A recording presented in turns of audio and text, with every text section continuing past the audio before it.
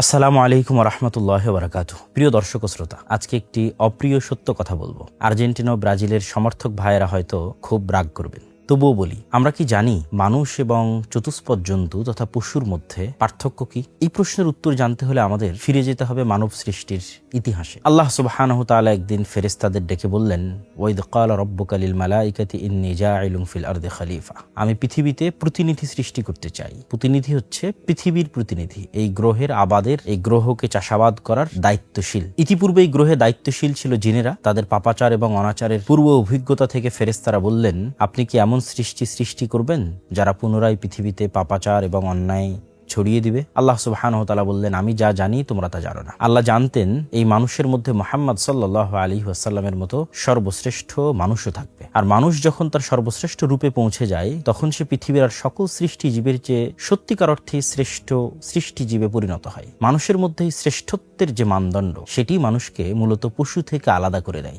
চতুষ্পদ জন্তু থেকে ভিন্ন করে দেয়, আল্লাহর অন্য সৃষ্টিজীব থেকে পার্থক্য তৈরি করে দেয়। আর সেটি হচ্ছে মানুষের বিবেক, মানুষের চিন্তা শক্তি, মানুষের দায়িত্ববোধ এবং মানুষের স্বাধীন সিদ্ধান্ত নেওয়ার ক্ষমতা, আর আল্লাহ প্রদত্ত মানুষকে দেওয়া বিশেষ জ্ঞান। আপনি চিন্তা করেন, মানুষ যদি আজ থেকে তার চিন্তা শক্তি হারিয়ে ফেলে, বিবেক বিবেচনা বোধ কাজ না করে, শুধু খায়, ঘুমায় এবং ফুর্তি করে, বিনোদনে ডুবে থাকে, কোনো প্রকার কোনো দায়িত্ব পালন না করে, তাহলে একজন মানুষের জীবন এবং আমাদের আশেপাশে থাকা যে কোনো চতুষ্পদ জন্তুর জীবনের মধ্যে কি আদৌ কোনো পার্থক্য আছে? প্রিয় দর্শক ও শ্রোতা, সারমর্ম কথা হচ্ছে, মহান আল্লাহ সুবহানাহু তাআলা মানুষকে এই বিশাল গ্রহ পৃথিবীর দায়িত্বশীল করেছেন। এই দায়িত্ব পালনের যোগ্যতা তাদের মধ্যে তৈরি করে দেওয়ার জন্য তাদেরকে জ্ঞান দিয়েছেন।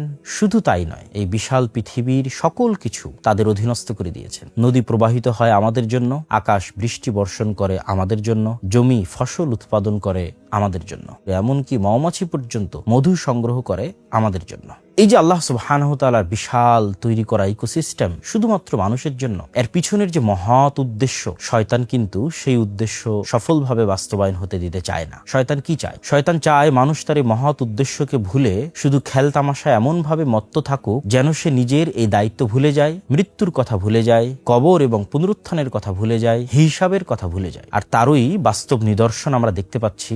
একটি উদাহরণ, ফুটবল বিশ্বকাপ। যে যুবক ফজরের জন্য ঘুম থেকে উঠতে পারে না কিন্তু রাত জেগে খেলা দেখে, সে কিন্তু স্বাধীন নয়, সে মূলত শয়তানের গোলাম। সে নিজের সময়ের এবং নিজের বিবেকবোধ চেতনাবোধের উপর কোনো প্রকার কর্তৃত্ব রাখে না। তার সময় এবং তার বিবেকের উপর সম্পূর্ণরূপে কর্তৃত্ব প্রতিষ্ঠা করেছে শয়তান। যে হাজার হাজার টাকা খরচ করে বিদেশি পতাকা কিনে অথচ তার প্রতিবেশী অভুক্ত থাকে, সে কোনো যুক্তিতেই নিজেকে ওই মানুষ দাবি করতে পারে না যে মানুষকে আল্লাহ সুবহানাহু ওয়া তাআলা সৃষ্টি করেছেন, বরং সে আসলে পশু এবং চতুষ্পদ জন্তুর স্তরে নেমে গেছে। যে প্রজন্মের আদর্শ হয় মেসি এবং নেইমারদের মতো খেলোয়াড়, কিন্তু তারা নিজেদের নবীর সিরাত জানে না তাদের পূর্বসূরি বীর পুরুষদের কথা, কিন্তু জানে বিদেশি খেলোয়াড়দের ক্যারিয়ারের প্রত্যেক আদ্যপান্ত। সে প্রজন্ম কখনোই দেশ ও জাতির নেতৃত্বের জন্য যোগ্য নয়, বরং সে প্রজন্ম প্রস্তুত হচ্ছে গোলামির জন্য। অতএব হে যুবক, চিন্তা করো, আল্লাহ সুবহানাহু তাআলা তোমাকে শুধু দর্শক হওয়ার জন্য সৃষ্টি করেননি। তোমার রব তোমাকে শুধু একটি খেলা দেখে